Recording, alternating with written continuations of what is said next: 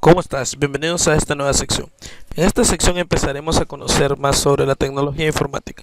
En esta ocasión aprenderemos lo que son las bases de datos. Un miembro de nuestra comunidad me solicitó hablar sobre Access, pero para poder hablar sobre Access necesito manejar algunos términos de estos elementos. Haremos unos videos cortos para ir conociendo los temas principales de las bases de datos. En estos videos iremos conociendo qué son las bases de datos, qué es Microsoft Access, qué son los datos, qué es la información y qué son las tablas. Considero que estas 5 preguntas son las más importantes a la hora de empezar a trabajar con las bases de datos o con el programa Access. Bien, comenzamos. Introducción a Access.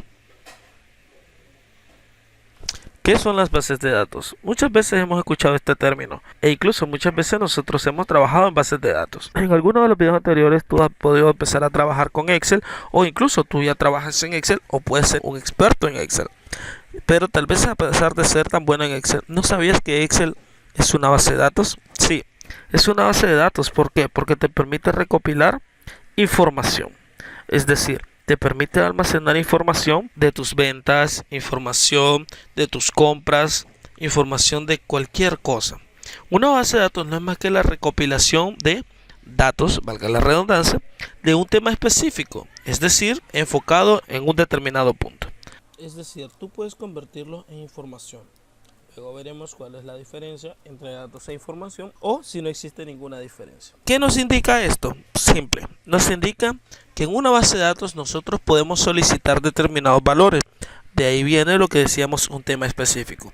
Es decir, si tú vas a hacer una base de datos de un hospital, no vas a solicitar la información estudiantil, por decir, no vas a poner el año académico, no vas a poner la sección, sea A, B o C, no vas a poner el tutor, no vas a poner la materia, no vas a poner el promedio de notas del estudiante. Yo me voy a enfocar en mi tema. Si es de hospital, voy a solicitar ¿qué cosa? El nombre del paciente, la dirección, un número telefónico, un número de alguien que pueda llamar en caso de alguna emergencia, entre otras cosas. Esto es muy sencillo si pones un poquito de lógica. Después de eso podemos ingresar valores, ¿ok? Lógicamente, la idea de las bases de datos es tener esos valores listos. Y cuando yo los ingreso, los puedo almacenar, es decir, tenerlos guardados para ser utilizados o consultados posteriormente, cuando yo los necesite. ¿Qué puedo hacer? Puedo modificarlos, lógicamente, puedo cometer un error o un paciente puede cambiar de domicilio o puede cambiar de teléfono. Lo mismo puede pasar con unos estudiantes, si hablamos, por ejemplo, de una universidad o de un colegio. Y que estén disponibles para ser llamados en cualquier momento. La importancia de las bases de datos es que esa información se encuentre o se recupere o se consulte, como se le debería decir, de manera eficaz y el momento que yo la necesito. Es decir, si viene un paciente grave y el doctor necesita saber si este paciente padece alguna alergia, necesito brindarle esta información lo más pronto posible. Un libro, un cuaderno, un folleto, un manual, un expediente en un hospital o el registro civil de tu ciudad o país, entre otros, son ejemplos de bases de datos. Es decir, dirás tú, un cuaderno, ¿por qué es una base de datos? Simple. Toma en cuenta que tú obtienes información de un determinado tema o materia.